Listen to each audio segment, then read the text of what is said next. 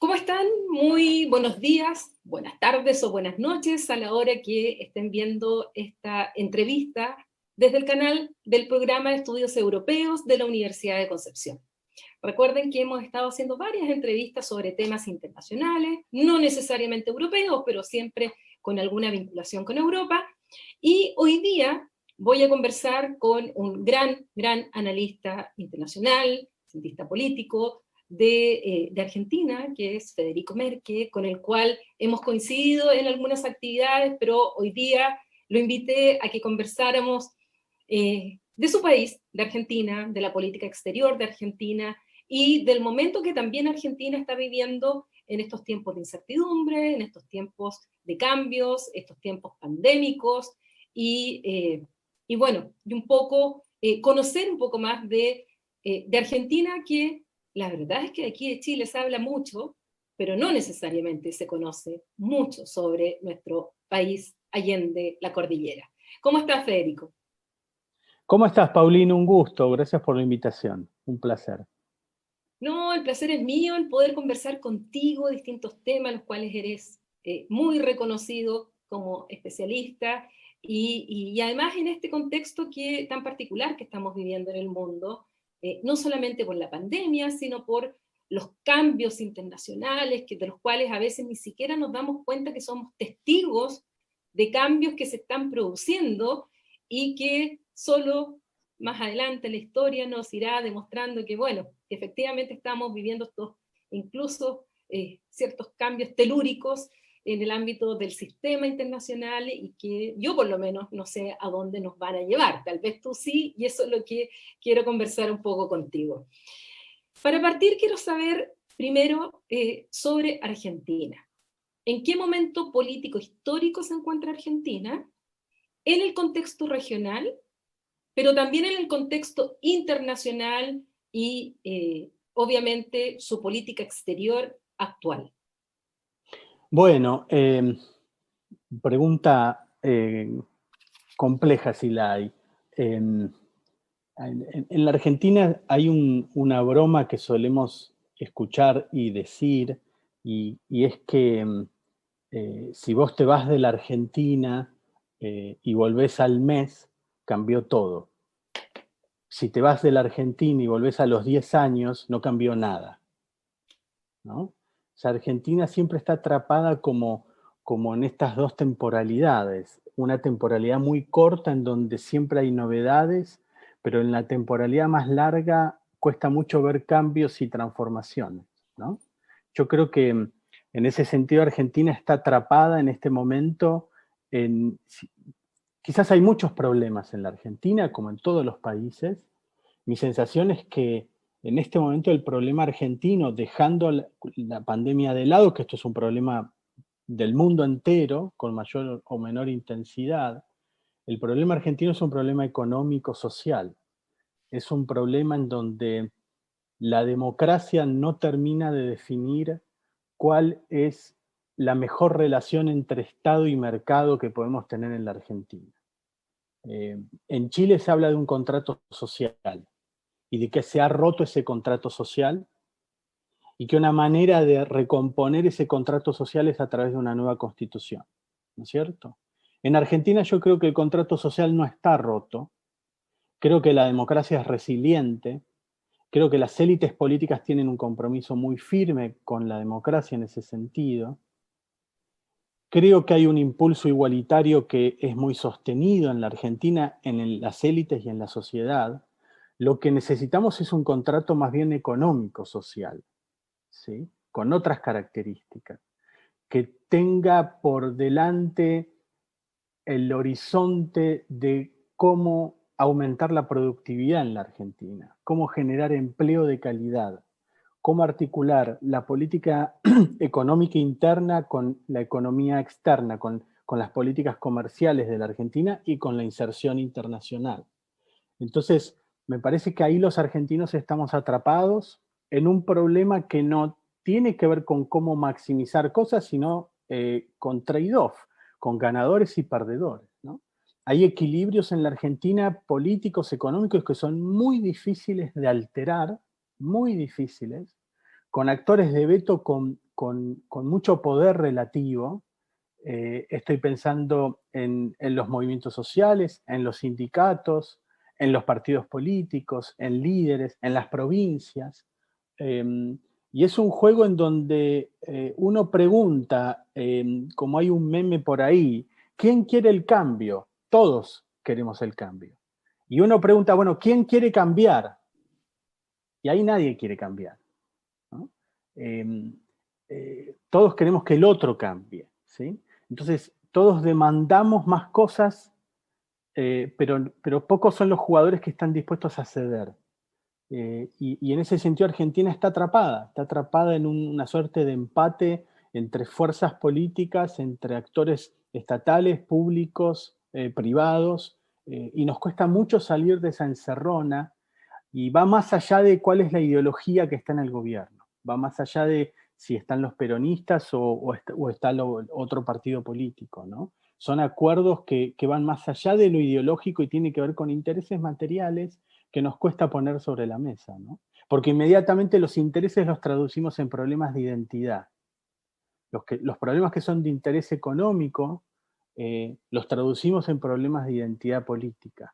Ideologizamos, ¿no? Sobreanalizamos o sobreideologizamos problemas que tendrían que tratar de ir por otros carriles, ¿no? Entonces a la Argentina le cuesta mucho generar nuevos equilibrios, generar nuevos acuerdos productivos que impliquen una transformación del modelo económico que tiene la Argentina, porque es inviable.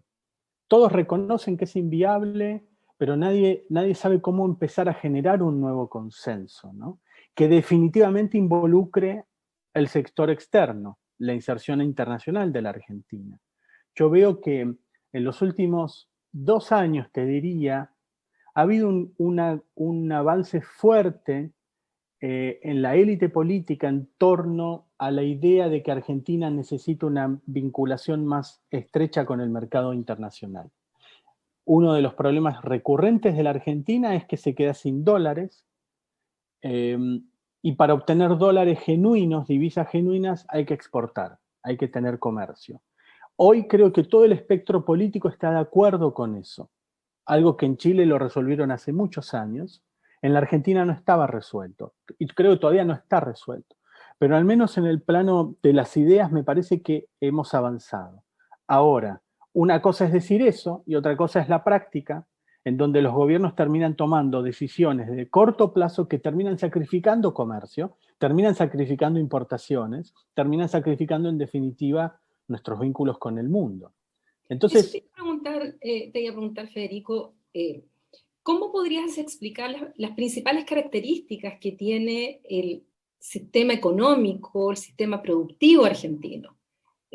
Porque aquí en el caso de Chile es de apertura, tú lo decías, hace mucho tiempo esto se decidió como modelo económico de desarrollo, abandonando la sustitución de importaciones y adoptando esta apertura, muy en la línea, en un momento ya se dice, de los Chicago Boys, que fue la escuela que llegaron acá, instauraron no solo un modelo capitalista, sino que un modelo neoliberal, que no es lo mismo y la gente lo confunde, pero que en definitiva, abierto al comercio, abierto a las exportaciones, un fuerte impulso de los privados.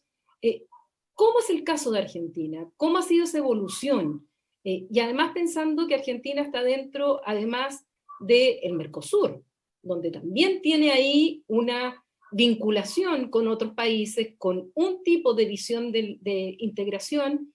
¿Cómo juega eso en lo que me está señalando respecto a esta falta de consenso, una práctica no necesariamente eh, eh, virtuosa para el desarrollo de Argentina? sí, Argentina en ese sentido es muy distinto a Chile. Chile es uno de los países más abiertos del mundo. Debe estar entre los 15 países más abiertos del mundo, si no me equivoco, con acuerdos bilaterales de libre comercio con, no sé, más de 15, 20 países. Corregime vos, Paulina. O más, 24 países, que es 24 el países. 80% del Producto Interno Bruto de... Claro. Entonces, en ese sentido, Chile es un estado comerciante, es un estado que depende muchísimo del frente externo. No es el caso argentino. El caso argentino tiene un sector exportador muy activo, que es el complejo agroindustrial, para ponerlo de alguna manera. Estamos hablando de commodities, de alimentos. También tiene algo de exportación de manufacturas, que más que nada son manufacturas que se dirigen a la región, a nuestros socios regionales, o sea, al Mercosur, más Chile, más Bolivia, Colombia, etc. Pero el grueso de los commodities y de los alimentos van hacia afuera, principalmente Europa, China, Estados Unidos, ¿no? Ahora, Argentina, comparado con Chile, es un país bastante más cerrado, bastante más proteccionista, con un Mercosur que es más proteccionista que Chile, con un Mercosur que cuando se lo pensó como un puente hacia un modelo de inserción más abierta, pero que después retrocedió y se ha vuelto quizás más proteccionista. Uno puede ver cómo en los primeros años del Mercosur crece mucho el comercio en los miembros y crece mucho el comercio entre los miembros. Sin embargo, eso se estancó hace, no tengo los números ahora en mi cabeza, pero hace fácil 15 años, 20 años que esos porcentajes están estancados e incluso declinando. El comercio aporta a nuestro PBI cada vez menos en los últimos años, ¿sí? Algo similar ocurrido en Brasil, no tanto Uruguay y Paraguay, que tienen incentivos a políticas más aperturistas, ¿no? Ahora, todo esto tiene que ver en parte con la política interna y con quiénes son los actores económicos de peso. En la Argentina, los actores económicos de peso, además del campo, es la industria. Argentina tiene sectores industriales, el textil, lo que se llama línea blanca, no sé si en Chile también le dicen línea blanca, sí, heladeras, lavarropas, etc. Sí. El sector químico, petróleo, manufacturas, industria intermedia, metalmecánica, con sindicatos muy fuertes y que son industrias fundamentalmente protegidas. Son protegidas por el Estado bajo la idea de que si se abren al comercio no serían competitivas y que implicaría una pérdida de empleo. El sector más exportador argentino, que es el campo, no es un sector que genere empleo. Es un sector altamente competitivo, altamente tecnificado, con un desarrollo tecnológico de punta en términos globales que tiene la Argentina, pero demanda cada vez menos empleo. Con unas pocas máquinas vos podés hacer grandes cosechas en grandes extensiones. Entonces, donde está la exportación no hay empleo. Donde hay mucho empleo no hay exportación. Entonces, ahí tenemos un cuello de botella al momento de querer negociar acuerdos de comercio, porque inmediatamente los actores políticos dicen todo acuerdo de libre comercio implica pérdida de puestos de trabajo. Entonces, ¿qué político está dispuesto a hacer eso? ¿Qué político va a firmar acuerdos de libre comercio si le dicen que eso implica pérdida de puestos de trabajo? Entonces, es claro que esto es así, yo no estoy negando que esto sea así. Todo acuerdo tiene impactos distributivos, hay ganadores y perdedores. La pregunta es ¿qué hace el Estado para compensar a los perdedores? ¿Qué hace el Estado para transformar la economía argentina, para ir generando sectores económicos más competitivos? ¿Qué hace el Estado para transformar la calidad de empleo que tiene? ¿Cómo migrar de trabajadores en sectores industriales que probablemente en 10 años, 20 años desaparezcan hacia empleos más vinculados con los servicios, ¿no? Con tecnología, con otras cosas que están en nuestro horizonte y que para el cual tenemos capital humano. Es una cuestión de planificación y de estrategia que a la Argentina le cuesta mucho porque estamos muy atrapados siempre en el corto plazo. Estamos siempre atrapados en el corto plazo. Y los líderes toman decisiones pensando fundamentalmente en obtener ganancias, aunque sean pequeñas, en el corto plazo. Entonces, hasta que la macroeconomía, la estabilidad económica, las reglas de juego, la seguridad jurídica, no estén más o menos estabilizadas, es muy difícil y va a ser muy difícil que la Argentina pueda pensar en ese largo plazo. Ahora, cuando uno ve la historia reciente de Argentina, por un lado vemos que mucho tiempo gobernó el peronismo, pero el peronismo tiene diferencias. O sea, aquí uno suele pensar el peronismo es único, es un partido político, cosa que hemos hablado fuera de grabación en que el peronismo no es un partido político y justamente hay variantes. Entonces, me gustaría primero analizar ese factor político del peronismo que ha marcado muchísimo la historia de Argentina, y para que la gente que nos esté escuchando sepan qué es el peronismo, así, grosso modo, evidentemente, sin entrar en los detalles, pero por lo menos que nos quedemos con una visión, primero, ¿qué es el peronismo? ¿De qué hablamos cuando hablamos de peronismo en Argentina? Ese es el desafío que tiene todo cientista social cuando conversa con expertos de otros países, ¿no? El desafío de poder explicar el peronismo en 2 palabras. Sí. En buena Es como que a medida mí la me ciencia... preguntes el sistema universitario chileno, cómo se Claro, financia y todo, y que te lo explique en claro, 2 palabras, o sea, no claro, puedo. claro. Yo diría que en buena medida, buena parte de las ciencias sociales en la Argentina tienen que ver con explicar el peronismo. El peronismo es una de las grandes fuerzas que ha tenido y que tiene la Argentina. Y como bien tú decías, el peronismo, eh, digamos, formalmente hay un partido registrado, pero el peronismo es un movimiento. Y es un movimiento que, como todo movimiento, tiene procesos de fluctuación, y en esos procesos de fluctuación tiene facciones de distintas corrientes ideológicas en su interior, ¿no? El peronismo ha pasado por distintas etapas, más hacia a la derecha, más hacia la izquierda, y en ese sentido el peronismo es es una iglesia abierta, para llamarlo de alguna manera. Es una iglesia abierta que tenés católicos, evangelistas, protestantes, ¿no? ¿Pero podrías calificarlo un partido catch-all? Que Sí, toma es de un partido todo. cachol, en buena medida es un partido cachol, pero también el radicalismo, que fue la gran otra fuerza política de la Argentina, hoy está muy debilitada ciertamente, pero ha sido la otra gran fuerza histórica de la Argentina, también ha sido un partido cachol, quizás con bases de apoyo más ancladas en la clase media ascendente, el peronismo más anclado en las bases populares, pero que también vieron su ascenso social a través de distintas políticas del peronismo. En ese sentido, los 2 grandes partidos tienen esa configuración. Y esto es algo que siempre en la ciencia política era como algo muy particular de la Argentina, y era visto también como un problema en el sentido de que, bueno, es muy difícil entender la Argentina en un recorrido izquierda-derecha, como si Eso te podés iba a entender el preguntar. sistema político Sí, chileno, ¿no? Porque en la Argentina, justamente. incluso dentro del radicalismo, vos tenés facciones, tradiciones más conservadoras y facciones más progresistas. Y lo mismo dentro del partido peronista. Esto que yo te digo, un poco se ha alterado en los últimos años por varios motivos. El primero es porque el radicalismo fue perdiendo ese peso específico que tenía, y se fue conjugando con la otra gran fuerza política que nace en la Argentina, que es la de el PRO, el partido que funda, que crea, que desarrolla Mauricio Macri. Y ahí se fue conformando un polo ideológico de centro-derecha, ¿sí? Eso por un lado. Y por otro lado, el peronismo fue, de alguna manera, transformándose ideológicamente con el peronismo de los años 90, del famoso consenso de Washington, del neoliberalismo, y fue girando de un peronismo de centro-derecha a un peronismo de centro-izquierda.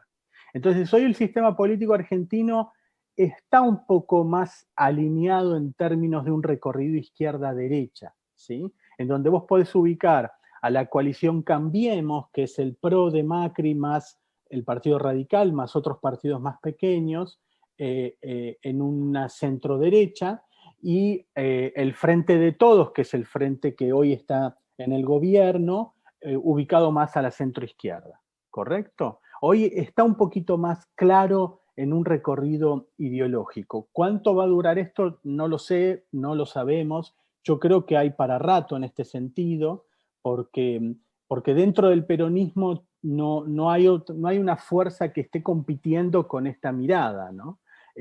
Muchos pensaron cuando Alberto Fernández asumió la presidencia que el albertismo podía crear una nueva tendencia, una nueva corriente política dentro del movimiento peronista, que sea una corriente no tan en la centroizquierda, un poquito corrido más al centro, porque descansaba en actores sociales y políticos que el kirchnerismo, no digo que fue marginando, pero que, del cual fueron tomando distancia, ¿no? Entonces se pensó que el albertismo podía ser un puente entre los sectores más kirchneristas dentro del peronismo y sectores peronistas más moderados, más de centro, para llamarlo de alguna manera y simplificando, ¿no?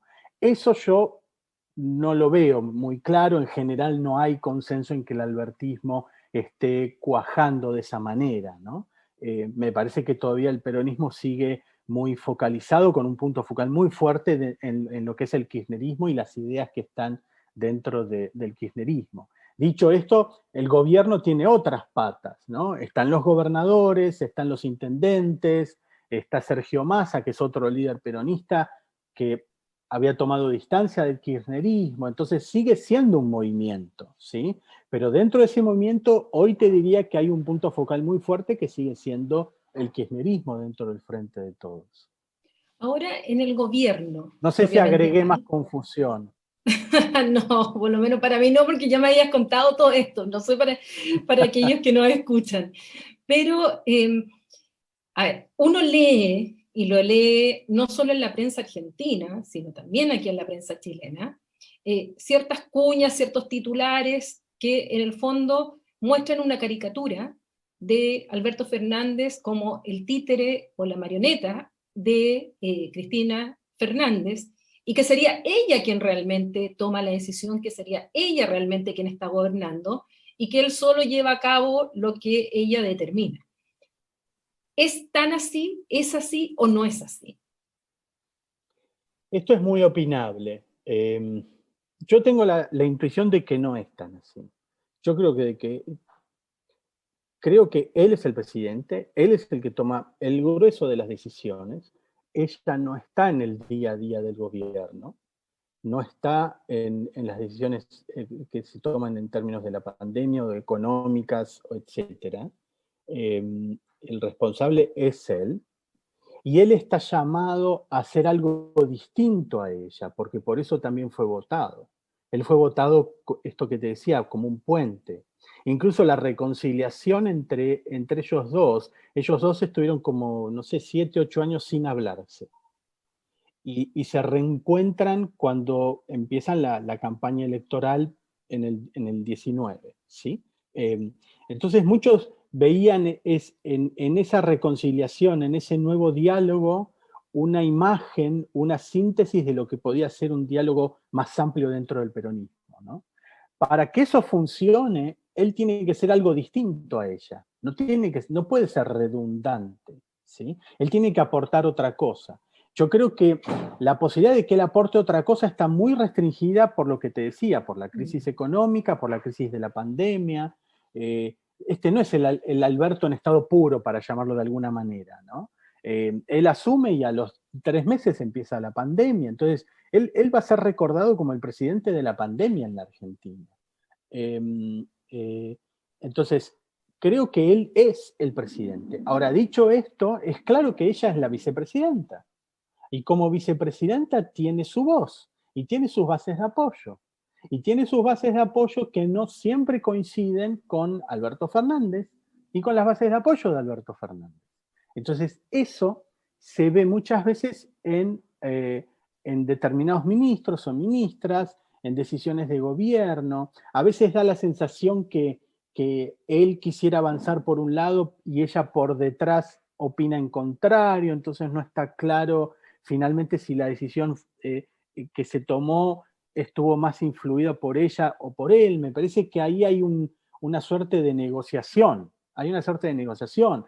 Él avanza y va viendo cuál es la reacción que va tomando Cristina Fernández, ¿no? O Cristina Fernández hace llegar sus opiniones, o se expresa, o transmite sus puntos de vista, y los medios entonces miran a Alberto Fernández y cómo reacciona él. Me parece que esa tensión está y va a seguir estando, va a seguir estando.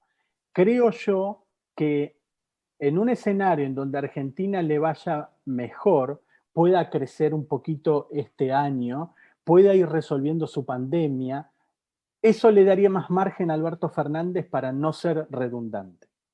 En un espacio, en un escenario en donde la Argentina siga complicada, se presenten nubarrones económicos, la negociación con el fondo siga trabada, etcétera, da más espacio para pensar que los dos son una sola cosa, ¿no? Ahora, tú me dices que Alberto Fernández va a ser finalmente el presidente de la pandemia. Así como en Chile la pandemia y en todos los países del mundo está teniendo no solamente efectos sanitarios, efectos en el empleo, está teniendo efectos políticos. Claramente se traduce esta pandemia también en un impacto político. ¿Cuál es el impacto político que está teniendo la gestión de la pandemia en el caso argentino? Porque uno que sigue las noticias, por un lado está el tema de las vacunas, que ha sido todo un tema en Argentina, y además la última polémica, por lo menos que yo he leído acá, ha sido esto de el cerrar los colegios, que es una medida resistida, y quiero saber cuáles son los actores en juego ahí con estas medidas, y cuánto efectivamente Argentina está gestionando bien su, la pandemia, y cuánto es percibido por la población que está gestionando bien la pandemia, porque muchas veces puede ocurrir que haya un desfase entre cómo se gestiona y cómo la población percibe finalmente estas acciones. ¿Qué está pasando en Argentina? Sí, a ver, yo creo que la pandemia hizo más intenso en nuestra conciencia las desigualdades que tiene el país. La pandemia reveló la precariedad laboral de mucha gente. La pandemia reveló la precariedad en los sistemas de salud. Reveló las brechas que hay entre un sistema privado y un sistema público. Reveló la precariedad de la educación, de falta de inversión en materia educativa.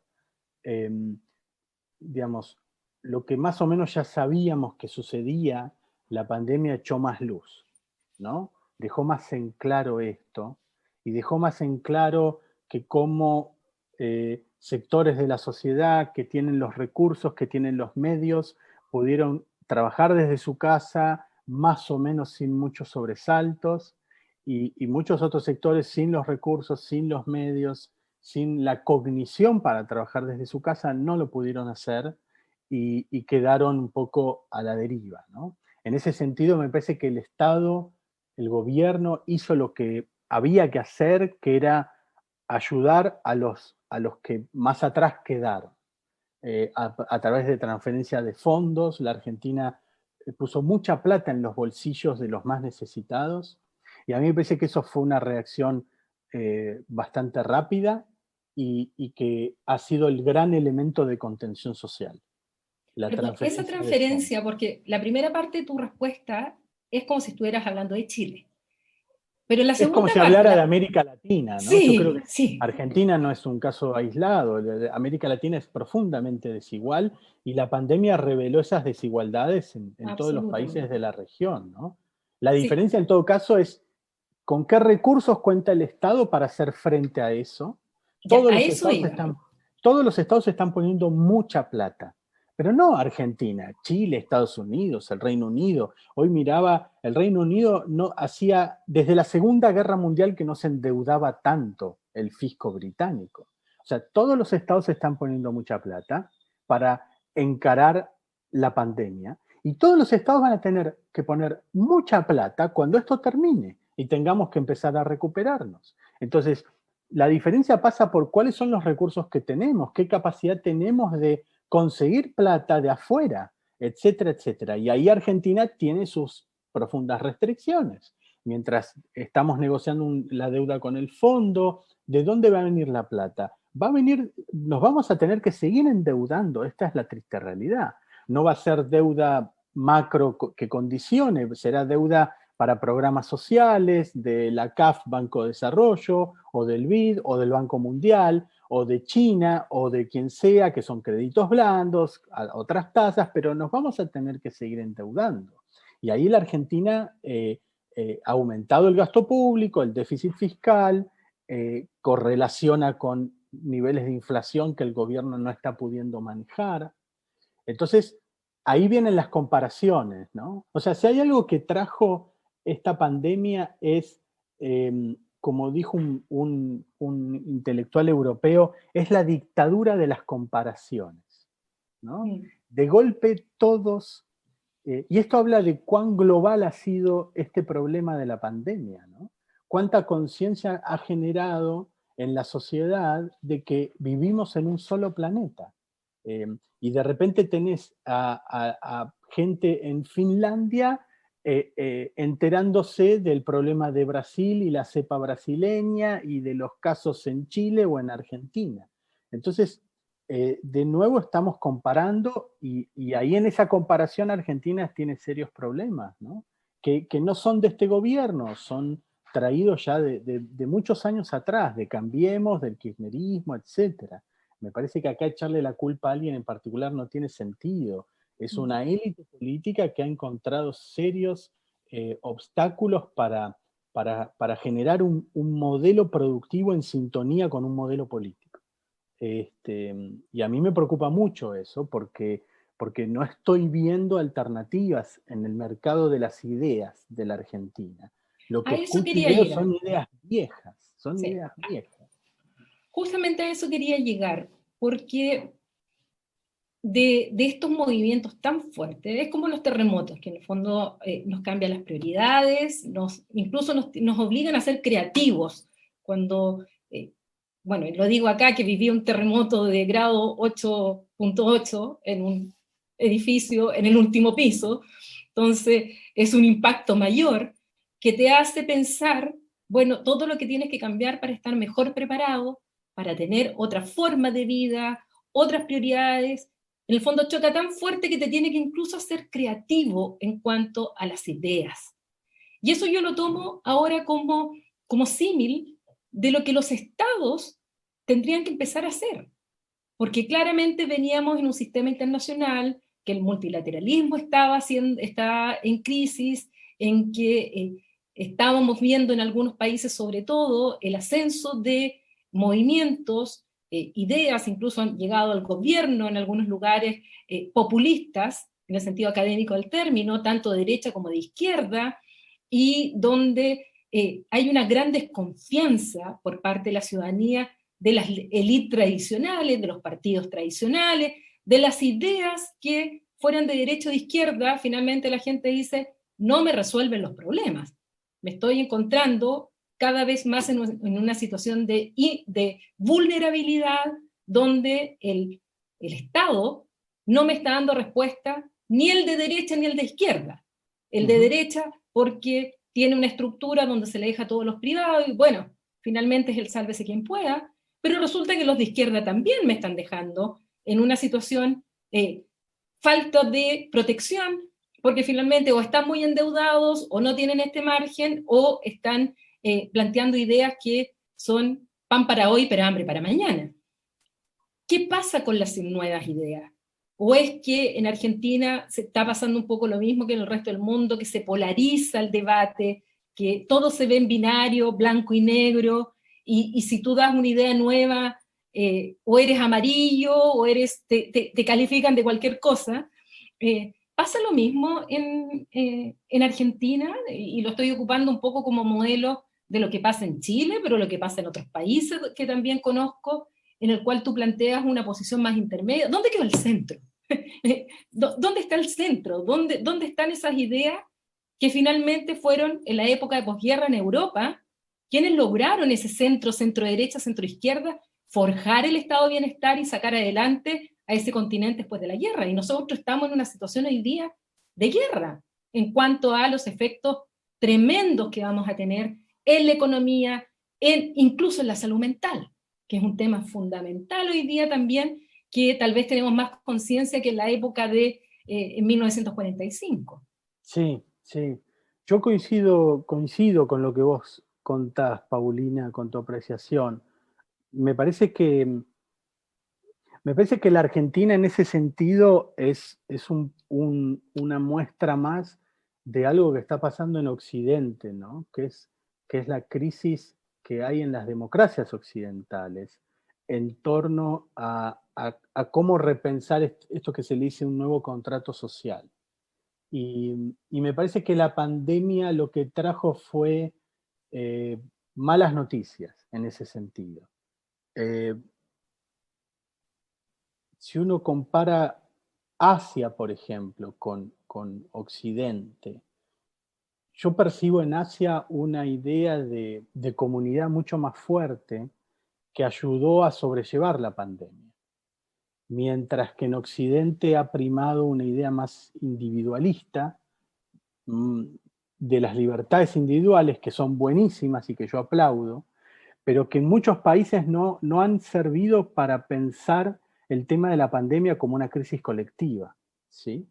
Y me parece que la pandemia lo que trajo fue más polarización en ese mercado de las ideas. La gente ha perdido confianza en los gobiernos, esto que vos decías. Los estados no nos están dando lo que necesitamos, sea de derecha o sea de izquierda. Eso se traduce en una pérdida de confianza hacia el gobierno, hacia el Estado.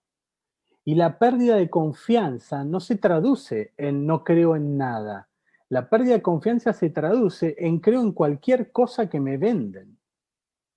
Digamos, las fake news han calado muy hondo y ha generado un mercado de ideas y de noticias falsas, incorrectas o sesgadas o con alguna intención política que no ha ayudado a la conversación democrática, en absoluto. Si a eso le agregás una crisis de los partidos políticos en muchas democracias occidentales, en América Latina, pero también en el Reino Unido, también en Francia o en Estados Unidos, etcétera, me parece que estamos como bastante huérfanos de creatividad y huérfanos de ideas hacia dónde deberíamos ir. Yo el correlato positivo que veo de esto es que hay un intento de pensar el futuro. Al mismo tiempo la pandemia trajo otra temporalidad, porque nos coloca el futuro como una urgencia, cosa que no lo era unos años atrás. ¿A qué me refiero el futuro como urgencia? Me refiero a que todos nos cae la ficha de que la próxima gran crisis va a ser otra gran pandemia o una crisis provocada por el cambio climático. Entonces, eso ha traído una imperiosa necesidad de pensar el futuro. Y hoy proliferan, ya sea think tanks, consultoras, agencias de gobierno, que están pensando en escenarios futuros. Eso a mí me parece muy positivo, muy interesante, pero todavía me cuesta ver cómo eso se traduce en decisiones del día de hoy, ¿no? Concretas, a partir de consensos. Yo creo que los consensos se han roto en las democracias. Ese centro que tú hablabas, ¿no? Cómo se ha venido vaciando y se ha ido un poco hacia un extremo y hacia el otro, en una polarización que es política, pero también es societal. O sea, la polarización no solamente ha fragmentado los partidos, ha dividido familias, ha dividido relaciones de amistad, se ha metido en la mesa de la familia, ¿no? Y me parece que eso es muy negativo para la democracia y no ayuda a ser conscientes de que suena re cliché y suena el re lugar común, de que estamos en el mismo bote, ¿no? Incluso siendo muy egoísta, uno tendría que decir que hoy la solidaridad no es un problema moral, es un problema de autointerés. La salud del otro es un problema mío, no es un problema moral. Me encantaría que también fuera un problema moral, pero al menos desde una mirada egoísta, la salud del otro debería ser mi preocupación. Eso yo no lo estoy viendo, y no lo estamos viendo en los países centrales, ¿no? Hay algunas señales a través del COVAX o de Biden, que ha prometido, no sé, 4.000 millones de dólares para COVAX, pero uno suele decir, bueno, too little, too late, ¿no? Hasta ahora. Quiero tocar ese punto, porque es algo que a mí me interesa mucho, justamente lo que tú dijiste, y creo que está un poco centro del debate de las ideas, tanto en Chile como en Argentina y en el mundo. Ese sentimiento de comunidad, el sentirse parte de la polis, la idea, tal vez de los griegos en aquella época, de que, bueno, tiene que haber una affectio societatis, o sea, nos sentimos parte de una comunidad política, y que, por lo tanto, hacia donde tenemos que propender, si más encima sumamos a Santo Tomás de Aquino, es al bien común.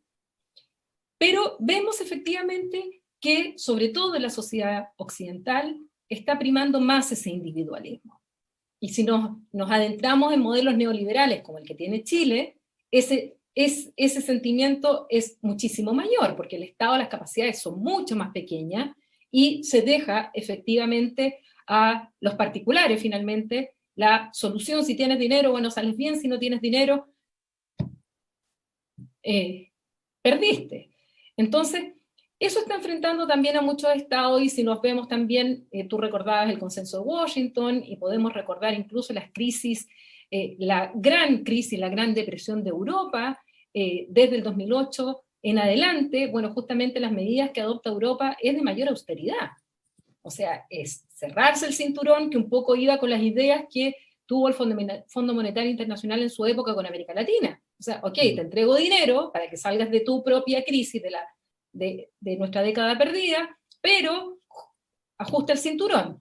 Menos dinero para educación, menos dinero para salud, menos dinero para vivienda, y bueno, y vamos creando un sistema muy basado en el individualismo por una parte, y al mismo tiempo en la competencia, no en la colaboración. Entonces, en ese escenario, quiero pasarte ahora a un estadio que dice relación con América Latina y estos intentos de integración, estos intentos de regionalismo, y siendo Argentina parte del proyecto más cercano que pudiéramos tener a un modelo de integración europeo, que no lo es, en mi opinión, es el Mercosur. ¿Cómo el Mercosur ha funcionado justamente para este tema de la pandemia? Han reaccionado, han colaborado, han cooperado, han echado a andar ciertos mecanismos que tiene el Mercosur para tratar de, bueno, este es un problema que tenemos todos, no es solamente, o sea, que Chile le vaya bien con las vacunas, pero si resulta que Argentina, Brasil o Bolivia no le va bien, esto no nos vamos a salvar. Además que el hecho que nosotros en Chile nos estemos vacunando mucho, ya hemos visto que no significa que los PIC hayan disminuido. En Chile tenemos grandes contagios, y de hecho estamos hoy día en gran parte del país está en cuarentena, justamente porque la sola vacunación no asegura el control de la pandemia, sino va unido a otros elementos. Claro. Entonces, ¿qué pasa con estas instituciones regionales, que tenemos tantas, unas superpuestas sobre otras, y que finalmente tenemos grandes edificios? Yo creo que el mayor símbolo de esto es el edificio ahí de la UNASUR en Quito. ¿Y qué pasa con América Latina en esto? Porque vemos lo que hacen los europeos, que tienen su fondo de recuperación económica, que pese a todas las diferencias y todos sus problemas internos, finalmente rompen, incluso Alemania rompe el tabú del endeudamiento europeo, que eso Angela Merkel durante la crisis del euro, pero por ningún motivo quería oír hablar de los eurobonos. Bueno, ahora hay 750.000 millones de euros, que es la Unión Europea quien va a salir a buscar estos dineros, y a través de proyectos y a través de donaciones directas, bueno, va a ir a salvar a sus países. Y tiene también el aumento en lo que es el presupuesto de la Unión Europea, que antes de la pandemia estaban ahí en una pelea entre los llamados países frugales, liderados por Países Bajos, y aquellos que querían que se aumentara esto. Finalmente vino la pandemia y ¡pum!, tuvieron que aumentarlo por necesidad. Pero nosotros no tenemos eso en América Latina. Entonces, ¿qué pasa con el Mercosur? ¿Qué pasa con Argentina en este contexto? Sus relaciones con Brasil, que es tan importante, porque en el fondo América Latina, sí, somos un continente, pero hay dos países continentes, que es Argentina y Brasil. La situación está mal.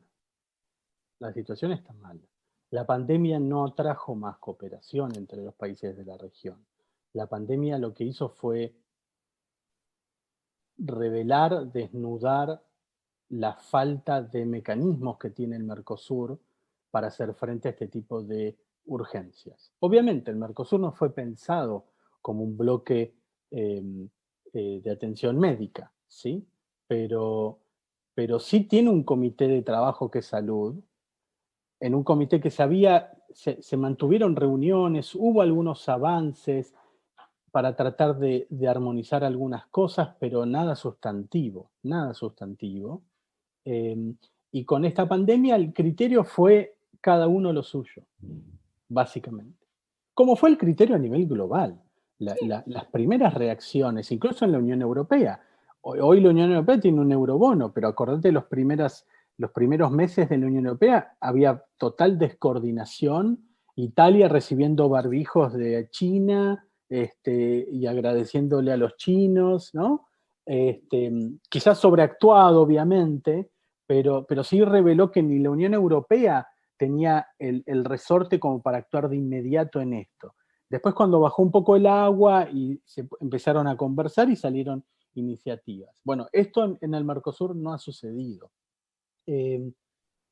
Creo que acá hay problemas en el Mercosur, obviamente, pero también tiene que ver con ejemplos globales. Los seres humanos nos comportamos de alguna manera en la forma en que pensamos que los otros se van a comportar. O sea, estamos sujetos a un proceso de socialización. Incluso personas que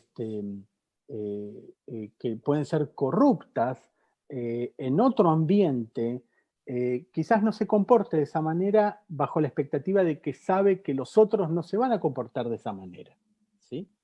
Y con los países me parece que pasa lo mismo.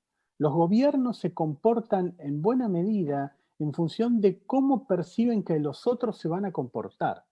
Y si vos tenés un presidente en Estados Unidos que dice America First, está clarísimo cómo se va a comportar Trump en materia de pandemia.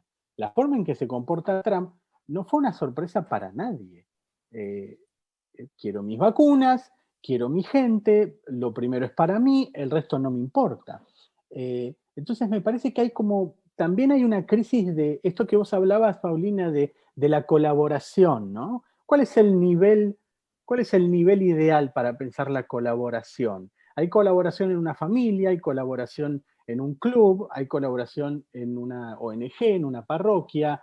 Ya después cuando empezás a subir los niveles geográficos, la colaboración es más problemática. Y cuando pasás al ámbito internacional es súper problemática porque no hay una autoridad central, no hay un 911 a quien llamar, no hay un gobierno mundial. Entonces, en este sentido parecía como que, bueno, cada uno estaba a la buena de Dios, ¿no? Con lo que podés. Y eso mismo pasó en el Mercosur. El Mercosur no tuvo una reacción rápida para esto. Y creo que eso está agravado en parte por la distancia ideológica que hay entre el gobierno de Alberto Fernández y el gobierno de Jair Bolsonaro. Siempre, desde que se crea el Mercosur, incluso antes, Argentina y Brasil tenían líderes políticos que más o menos estaban en una misma sintonía ideológico-política. Alfonsín Sarney, hombres de la socialdemocracia, ¿sí? Luego Menem y Collor de Mello, hombres más del neoliberalismo. De la Rúa, Fernando Enrique Cardoso, que buscaban una mirada un poco más protectora, más social. También Cardoso coexiste mucho con Menem, claramente. De la Rúa dura poco. Y después el giro a la izquierda en Argentina y Brasil, el kirchnerismo y el PT en Brasil, a través de la figura de Lula. Entonces ahí siempre hubo como cierta sintonía, como que se movían juntos. Y eso no garantizaba necesariamente buenos resultados, pero sí te garantizaba control de daños y te garantizaba una cosa que me parece clave, y era que Argentina y Brasil no hacían de los problemas o de la naturaleza del otro un tema de política interna, ¿sí? No nos metíamos en la política interna de Brasil y Brasil no se metía en la política interna de Argentina, pero al mismo tiempo Argentina no se dedicaba a defenestrar a Brasil. en la audiencia interna, ¿se entiende? Había un pacto de no agresión en ese sentido. Había un pacto de no agresión y había un pacto de pensemos juntos y tratemos de colaborar. El resultado no fue el esperado, pero por distintos motivos. Yo no quiero atribuirle todo esto a la ideología. Pero sí, en este caso lo que aparece es un gobierno como el de Bolsonaro, que identifica a la Argentina como blanco de ataque en su audiencia interna para efectos de política doméstica. O sea, a Bolsonaro le paga políticamente criticar a la Argentina, porque eso refuerza sus bases de apoyo. Entonces, un líder que critica a la Argentina en Brasil para reforzar sus bases de apoyo, ¿por qué va a ir a ofrecer cooperación con la Argentina? ¿Por qué se va a querer juntar con Alberto Fernández para decir, esto tenemos que encararlo juntos? ¿Qué incentivo político interno tiene Bolsonaro? Ninguno. Y algo similar sucede del lado de Alberto Fernández. Obviamente las bases de apoyo a Alberto Fernández tienen una imagen muy, muy, muy negativa del gobierno de Bolsonaro. Bolsonaro hace muchas cosas para que uno tenga una imagen negativa de él.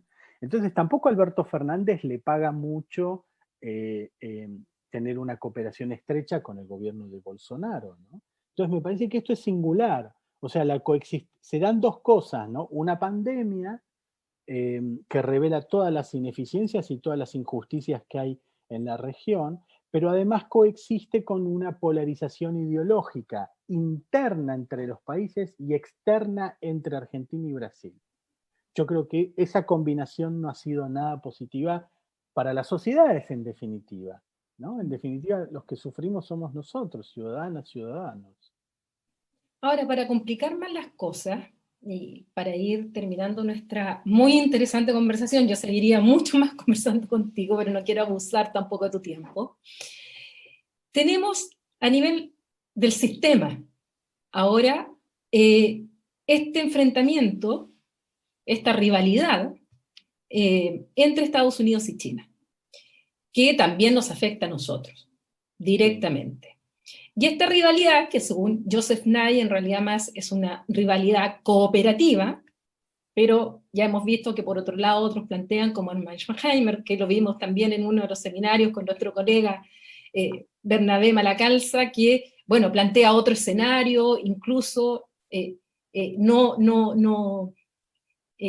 se niega a que desde el punto de vista militar pudiera haber incluso un enfrentamiento en el mar de China. Bueno, se plantea otro escenario ahí, pero finalmente lo que sí tenemos claro es que hay una rivalidad, con apellido que queramos, entre Estados Unidos y China, rivalidad que no parte con Trump, que es Obama quien ve una amenaza para el poder de Estados Unidos, este ascenso de China, y además cómo también iba declinando los Estados Unidos por su influencia, y dentro de las, digamos, de las estrategias que utiliza Obama para tratar de frenar a China, es justamente el TPP.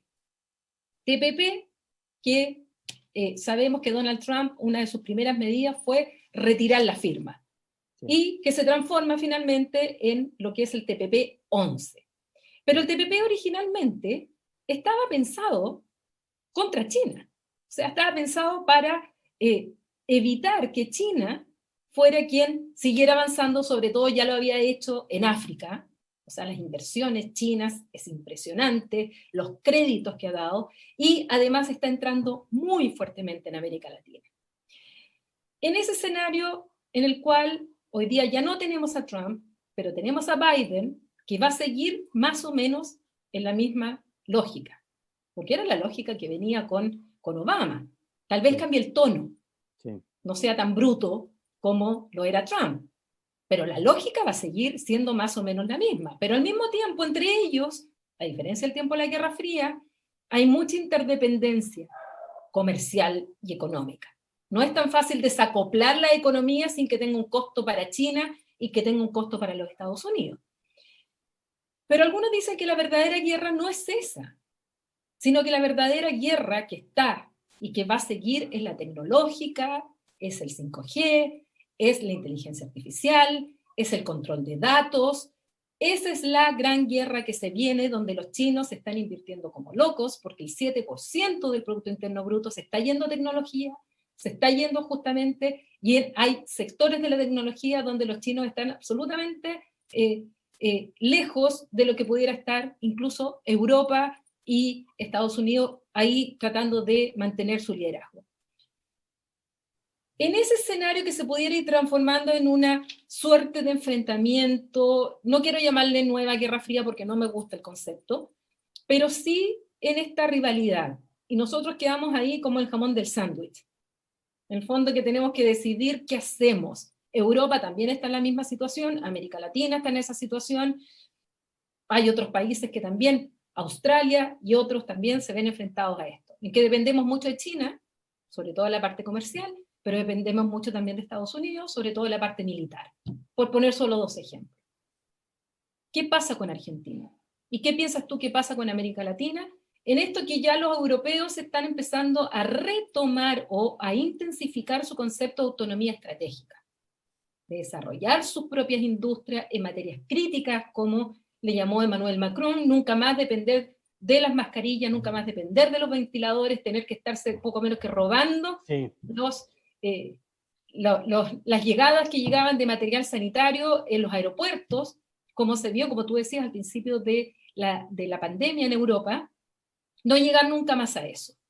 Y no solamente en materia de material sanitario, sino que también en otras industrias, cómo será la tecnológica y cómo será esta guerra finalmente que nosotros tuvimos a Mike Pompeo aquí, en Chile, en un canal de televisión, diciéndonos en nuestra cara que si es que Chile decidía por Huawei, íbamos a tener consecuencias.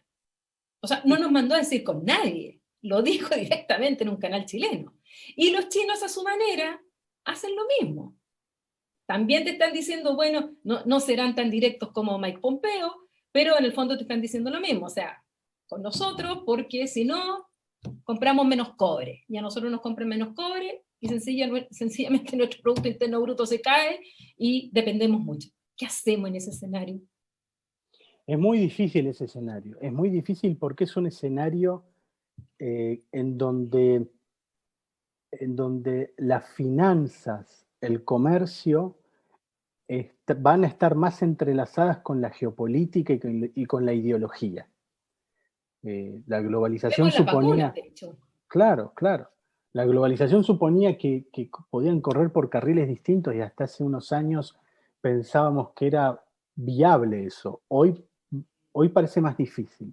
Y ese escenario es muy negativo para América Latina porque ¿cuándo América Latina se vuelve interesante para el mundo? Cuando el mundo está pensando en clave de desarrollo económico, de comercio, de avances, no cuando el mundo está pensando en clave de geopolítica. Cuando el mundo piensa en clave de geopolítica, yo creo que América Latina tiene las de perder. ¿Por qué? Porque digo América Latina, quizás América del Sur, ¿no? Porque no somos un punto focal, no tenemos recursos para jugar ese juego, para entrar en esa conversación. Entonces, me cuesta mucho pensar cuál es la oportunidad. Ahora, si en el plano global hay una agenda que además de la geopolítica tiene la cuestión de la transición energética, de la lucha contra el cambio climático, de los desarrollos tecnológicos en torno a la cuarta revolución industrial, a mí me parece que ahí América Latina tiene un poco más de margen de maniobra. ¿Qué quiero decir con esto?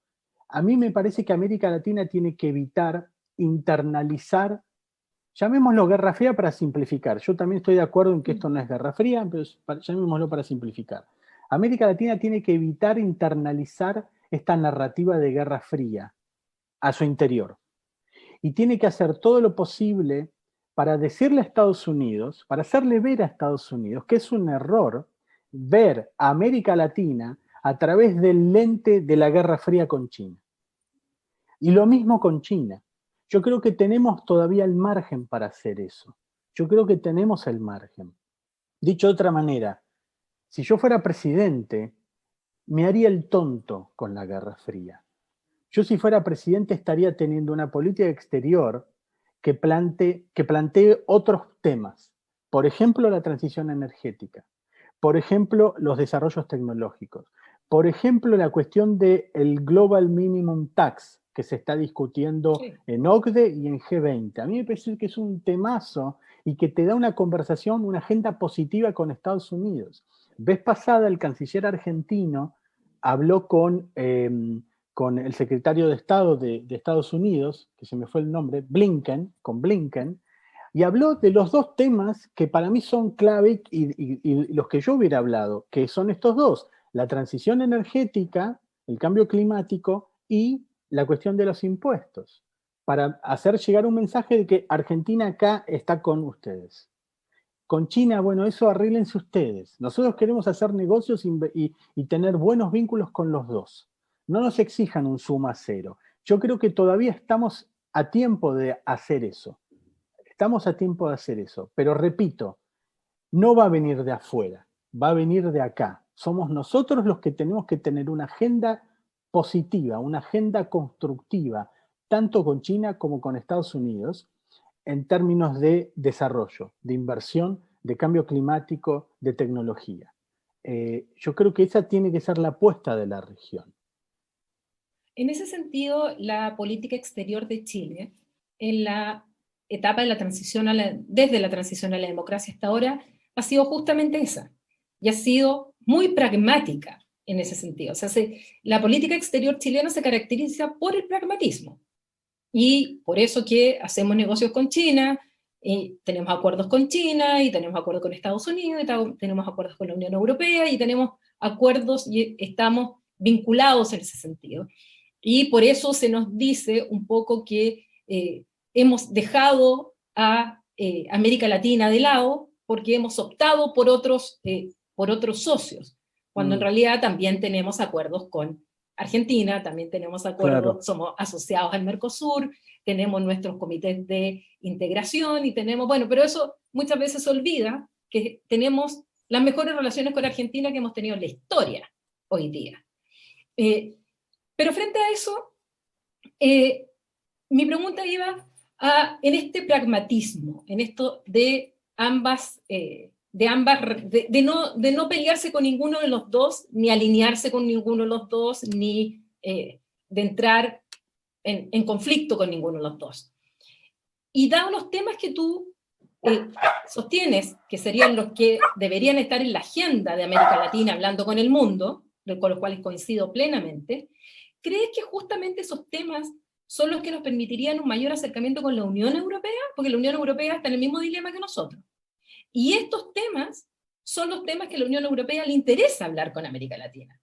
Y ahí yo veo justamente una agenda para avanzar más nuestra vinculación con Europa, que ha tenido vaivenes y sí, que finalmente ha sido un diálogo asimétrico, porque algunos hemos avanzado más, otros están ahí, yo creo que no le veo mucho, no sé qué opinas tú al acuerdo con el Mercosur, Unión Europea, no veo que eso vaya a finalmente ver la luz, pero estas otras agendas que nos unen como latinoamericanos, que hay tantas cosas que nos unen, pero la política muchas veces nos separa, bueno, es justamente hoy día, si no es hoy día, ¿cuándo? Y tener este acercamiento, tener esta agenda. Absolutamente de acuerdo, Paulina. Esto es muy personal y son mis preferencias, ¿no? Yo, si tengo que elegir entre China y Estados Unidos, me quedo con Europa. O sea, a mí me parece que definitivamente América Latina, América del Sur en particular, tiene que acercarse más a Europa. Yo esto lo veía muy difícil años atrás. Años atrás estuve en la Unión Europea, estuve en Bruselas, charlamos con funcionarios de la Agencia Externa Europea de Acción de Política Exterior, ahora no me acuerdo bien el nombre. El Servicio Europeo de Acción Exterior. Servicio Europeo de Acción Exterior, ahí está. Y yo les dije, ustedes están perdiendo América Latina. La están perdiendo, la están dejando ir, porque están, y entiendo por qué. Están preocupados con Rusia, y qué hacer con Putin, y qué hacer con el gas de Putin. Están preocupados con China, están preocupados con los refugiados, están preocupados con el arco de inestabilidad que tenés en el norte de África y Medio Oriente, y están preocupados en cómo lidiar con un narcisista como Donald Trump. Entiendo perfecta, y además el Brexit, ¿no? O sea, tienen un montón de cosas. América Latina está como detrás de todos esos líos que tienen ustedes, pero la están perdiendo. Y no la está perdiendo tanto Estados Unidos, la está ganando China, a diferencia. Yo creo que eso en parte sigue siendo así, pero me parece que puede haber un punto de inflexión. Creo que la Unión Europea, a raíz de esta idea de autonomía estratégica y de que cae en la cuenta de que dependen muchas cosas de China, me parece que la Unión Europea está teniendo incentivos para mirar hacia otros lados. Y creo que ahí América del Sur puede ser ese otro lado a donde mire la Unión Europea. Por eso a mí me parece que es importante el acuerdo Mercosur-Unión Europea. Yo no lo pienso como un acuerdo tan en clave comercial. Me parece que en clave comercial no sé si es un buen acuerdo, tengo mis dudas. Me parece que ahí el desafío es mirar el acuerdo en clave más geopolítica, en un anclaje que podamos tener en la relación con Europa, con la Unión Europea. En todo caso, el desafío de Argentina y de Brasil y de Uruguay y Paraguay es, vamos a tener 10 años o 15 años, según lo que se negocie, para adaptarnos, para ser más competitivos, para poder abrir los sectores que nos comprometemos a abrir. Entonces, ¿cuál es esa industria que queremos tener de acá a 10, 15 años? Eso nos va a poner un desafío enorme. Yo admito que ahí hay un tema muy, muy clave que para la región. Digo la región, para el Mercosur, ¿no? Pero si sale el acuerdo, del cual dudo que salga, está muy trabado allá y acá, me parece, hay que mirarlo en una clave más política. Y me parece que en Europa, cuando se hizo el preacuerdo, se lo miró de esa manera. Europa estaba tratando de mandar señales a Estados Unidos y al mundo de que quiere un orden basado en reglas y que quiere un comercio basado en reglas. Por eso firma con Canadá, por eso firma con Japón, por eso firmó con, no sé si Vietnam u otro país del sudeste asiático, ahora no recuerdo, pero muy Estaban cerca. negociando con Indonesia, no sé si terminaron. Están negociando con Indonesia y me parece que con Vietnam había algo, no, no me quiero jugar. Pero estas negociaciones yo no las veo como iniciativas aisladas, sino que es parte de una iniciativa europea de anclar relaciones con otras regiones de manera sustentable en el tiempo, ¿no? Con acuerdos de esta envergadura. O sea, yo te lo puedo asegurar en el sentido que se apuraron en la negociación, sí, porque totalmente. justamente, bueno, estuve varias veces en Bruselas y una de las conversaciones que tuve con un eurodiputado, que estoy hablando año 2019, 2018, era que ellos querían a toda costa avanzar en cerrar el acuerdo con Mercosur. ¿Por qué? Porque querían mandar señales, sobre todo a Estados Unidos, de que seguían comprometidos con el multilateralismo, que Claro. seguían comprometidos con las vinculaciones con otras áreas y que no estaban en la lógica del repliegue. Y para ellos era muy, muy importante simbólicamente cerrar con el Mercosur. Y ahí tenían el tema fundamental que tenían que convencer a Polonia y que tenían que convencer a los franceses, que eran los dos que estaban poniendo más trabas, sobre todo por el tema agrícola, pero que lo tenían como meta, cerrarlo incluso el 2019, cosa que finalmente no lo hicieron, fue claro. El año 2020, pero sí, lo estaban leyendo en clave geopolítica. Acá también se apuraron, ¿eh? Acá el gobierno de Macri y de Bolsonaro querían demostrar que el Mercosur servía para algo, ¿no? Y querían demostrar algo concreto, que tenían algo para ofrecer como un éxito muy, muy tajante, ¿no? Y en ese apure se dieron, ¿no? Siempre, o sea, en una negociación la paciencia es fundamental, ¿no? El que está más impaciente siempre va a estar más predispuesto a ceder. El que puede sentarse a esperar y bueno, aguanta, ¿no? Así es. Bueno, Federico, yo te quiero agradecer muchísimo esta conversación. De verdad que aprendí mucho. Además estamos muy en sintonía en ciertas ideas que tenemos del mundo, de la región, de nuestros países. Hagamos un partido transnacional, trasandino. O sea, yo creo que tendríamos algunos ahí adeptos, tendríamos algunos adeptos, algunos contradictorios también, pero bueno, así es la política. Así es la política. Así es que te agradezco muchísimo esta conversación, tocamos muchísimos temas, fue súper profunda en este pensar el mundo, en este pensar América Latina, pensar Argentina, pensar Chile, en un tiempo tan complejo, porque efectivamente estamos viviendo, como te decía al principio, yo creo que somos testigos de cambios fundamentales que a lo mejor las consecuencias las vamos a saber muchísimo después, a lo mejor ni siquiera vamos a estar vivos cuando veamos los cambios que se están produciendo en estos momentos, porque tampoco son cambios inmediatos. Así es que gracias por compartir con nosotros, con el programa de Estudios Europeos de la Universidad de Concepción, y siempre un placer conversar contigo. Un placer, muchas gracias por la invitación. Gracias a ti. Y a ustedes, bueno, saben que estas conversaciones internacionales quedan grabadas en nuestro programa, en nuestro canal de YouTube del programa de Estudios Europeos de la Universidad de Concepción.